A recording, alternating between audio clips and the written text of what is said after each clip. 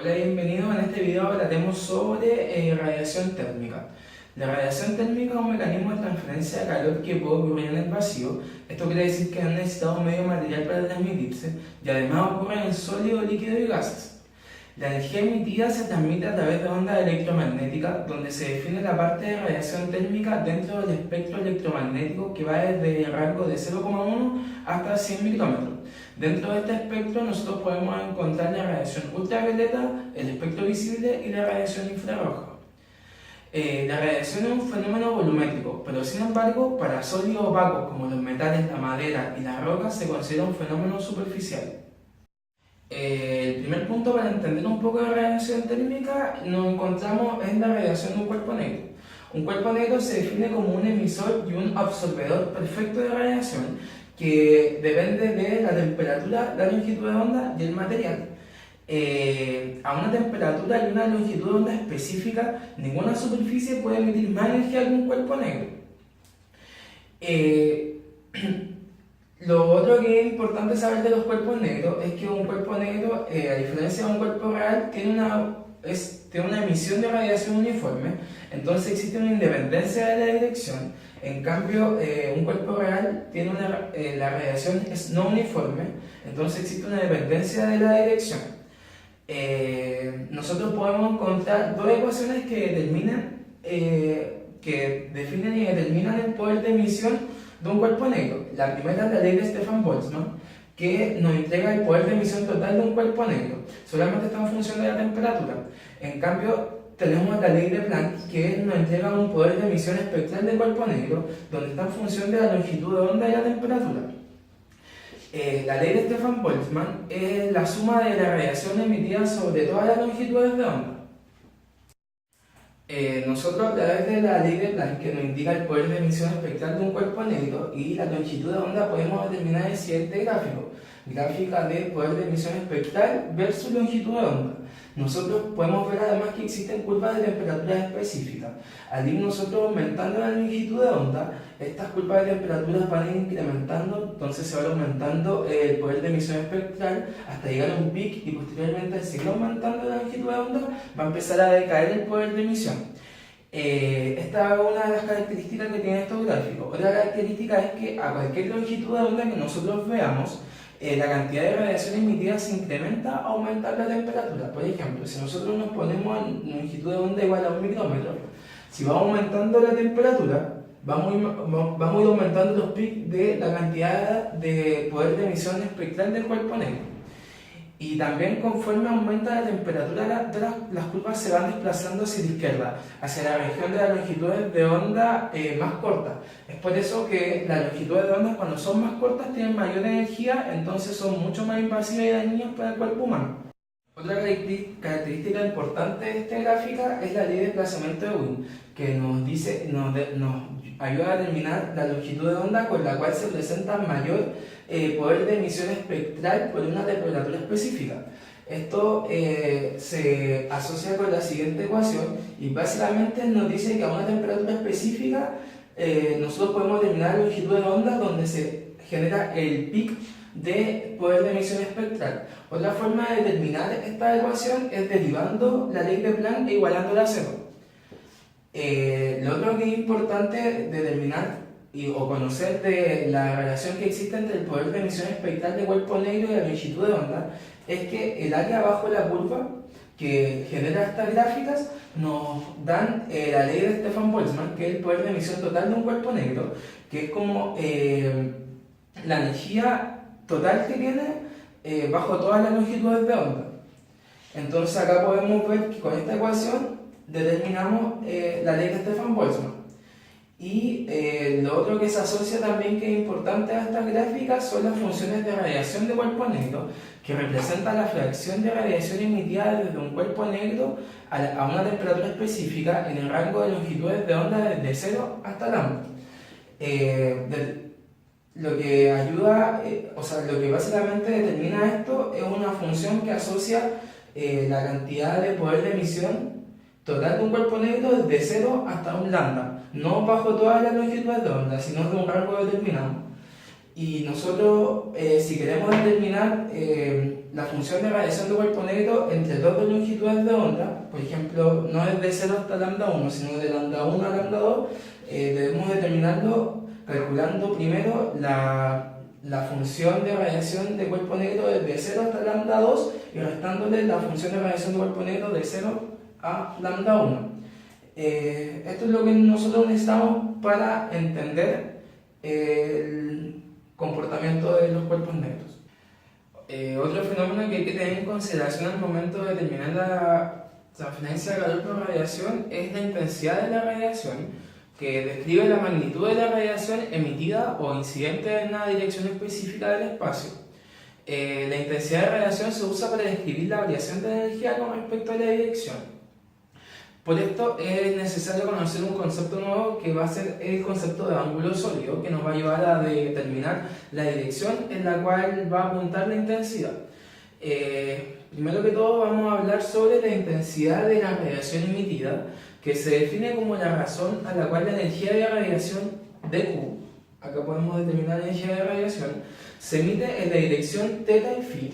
Acá están las direcciones en este dibujo, y por unidad de área normal a dicha dirección y por unidad de ángulo sólido en torno a esa misma dirección. Entonces, acá como podemos ver que en nuestra ecuación para la intensidad de radiación emitida tenemos el dA por el coseno de θ, que va a ser el normal a la superficie, y el ángulo sólido de W, que como por definición va a ser el seno de θ por dθ por dφ. Otro concepto importante que nosotros vamos a ver va a ser el poder de emisión, que es la razón a la cual se emite la energía por unidad de área de la superficie emisora. ¿Ya? Entonces, básicamente va a ser la razón de la energía por el área no va a ser el área normal a la cual se está emitiendo, sino va a ser por dicha área total, el dA. Y nosotros, si tenemos una superficie difusamente emisora, que es donde la intensidad de radiación emitida va a ser constante, al integrar nosotros esta ecuación vamos a llegar a pi por la intensidad de la radiación emitida. Y los parámetros que vamos a nosotros integrar va a ser θ de 0 a pi medio y phi de 0 a 2 pi. Y un cuerpo negro, como nosotros sabemos que no tiene relación con la dirección, va a ser la intensidad de radiación emitida de un cuerpo negro igual va a ser constante y va a ser lo mismo. En este caso vamos a determinar el poder de emisión de un cuerpo negro y va a ser pi por la intensidad de radiación emitida de un cuerpo negro. El segundo fenómeno que queremos nombrar es la radiación incidente, que es la intensidad de radiación incidente, que se define como la razón a la cual la energía de radiación dG incide desde la dirección θ, φ por unidad de la superficie receptora normal a esta dirección y por unidad de ángulo sólido alrededor de esta última. Básicamente la fórmula es similar a la de la radiación emitida, pero en vez de acá haber un dQ, va a haber un dG, que es la energía de radiación que se incide sobre la superficie. La irradiación, a lo cual denominamos G, es el flujo de radiación incidente sobre una superficie desde todas las direcciones. O sea, en esta parte no importa el ángulo sólido. Si nosotros tenemos una radiación que es difusamente incidente, o sea que existe una independencia de la dirección, vamos a mantener constante la intensidad de radiación incidente y por lo tanto la irradiación va a ser igual a pi por la intensidad de radiación incidente. Este pi lo calculamos al determinar como estos constantes sean integral y determinamos estas integrales y nos da como resultado pi. El otro concepto importante al cual nos queremos referir es la radiosidad, que se define como la razón a la cual la energía de radiación sale de una unidad de área de una superficie en todas las direcciones. Básicamente la radiosidad es la cantidad total de energía que sale de una superficie, considerando el poder de emisión que tiene esta superficie y aparte la irradiación reflejada. Entonces J, como se define la radiosidad, va a ser igual, va a ser la misma fórmula, pero en este caso va a ser la energía emitida más la energía que se refleja. Si un emisor y un reflector son difusos, que sean difusos quiere decir que tienen independencia de las direcciones, se mantiene esta parte de la intensidad constante y se determina, según esta fórmula, la radiosidad. Las ecuaciones que le presentamos anteriormente consideramos cantidades totales de radiación, que son cantidades integradas sobre todas las longitudes de onda, y no se hizo referencia a la dependencia que existía con la longitud de onda. En esta parte del video le vamos a explicar qué son las cantidades espectrales, que básicamente nos entregan la variación de la radiación con la longitud de onda y la dirección. Vamos a partir explicando la intensidad espectral de radiación, que es la razón a la cual la energía de radiación dQ es emitida a una longitud de onda lambda dada en la dirección θ,φ por unidad de área normal a esta dirección y por unidad de ángulo sólido.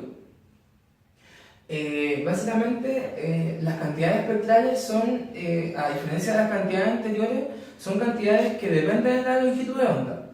Y podemos escribir todas las ecuaciones presentadas anteriormente en función de la longitud de onda. Como es la intensidad espectral de radiación, el poder de emisión espectral, si nosotros conocemos cómo se comporta la intensidad de emisión espectral, podemos determinar el poder de emisión espectral. Si nosotros sabemos cómo se comporta la intensidad de incidencia, podemos calcular la irradiación espectral. Y si sabemos cómo se comporta la intensidad de emisión más reflexión, podemos determinar cómo se comporta la radiosidad. A todo esto, si nosotros también conocemos los flujos espectrales, que son los que le nombré anteriormente, poder de emisión espectral, irradiación espectral y radiosidad espectral, podemos determinar los flujos totales, que son los flujos que están integrados sobre todas las longitudes de onda. Para superficie y radiaciones incidentes difusas, vamos a tener las siguientes ecuaciones, que son las ecuaciones al momento de integrar y dejar ciertos parámetros constantes, que en este caso serían las intensidades. También existe otra propiedad de la radiación, que es la emisividad, que se define como la razón entre la radiación emitida por la superficie a una temperatura dada y la radiación emitida por un cuerpo negro a la misma temperatura. La emisividad depende de forma real de la longitud de onda, la temperatura y la dirección. Y podemos encontrar tres tipos de emisividad. Primero, la direccional espectral, que está en función de la longitud de onda, de la temperatura y de la dirección, y que es una razón entre la intensidad espectral de emisión y la intensidad de un cuerpo negro. Como sabemos, el cuerpo negro no está en función de la dirección, por eso solamente longitud de onda y temperatura. También tenemos la emisividad direccional, que está en función de la dirección y de la temperatura. Entonces, esta es una razón entre la intensidad de emisión y la intensidad de un cuerpo negro a esa temperatura, y acá una temperatura y una dirección. Y por último tenemos la emisividad espectral, que está en función de la longitud de onda y que relaciona el poder de emisión espectral con el poder de emisión de un cuerpo negro, espectral de un cuerpo negro. Por último, podemos ver en este gráfico cómo el comportamiento real de la emisividad y cómo nosotros podemos modelarlo como si fuera una función escalonada y mantener ciertos parámetros constantes. ¿Cuándo vamos a usar estos parámetros constantes? Por ejemplo, en superficies reales, la emisividad direccional y la espectral no son constantes, porque sí dependen de estos factores. Pero, por ejemplo, si la superficie es difusa, vamos a considerar la emisividad direccional como constante. Si la superficie es gris, vamos a considerar la emisividad espectral constante. Y si tenemos una superficie que es gris y difusa, vamos a considerar estos dos aspectos como constantes.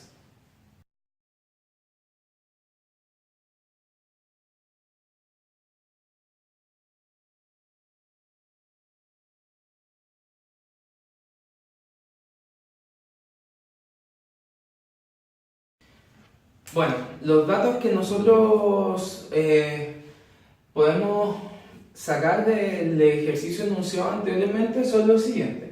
Primero que todo, que son los más importantes, es que el ejercicio consta de que todo el proceso de transferencia de calor va a ser 100% de radiación y que las resistencias se consideran como cuerpos negros. El primer dato que podemos encontrar es la potencia de radiación, que es de 1 kilowatts, que serían 1000 watts.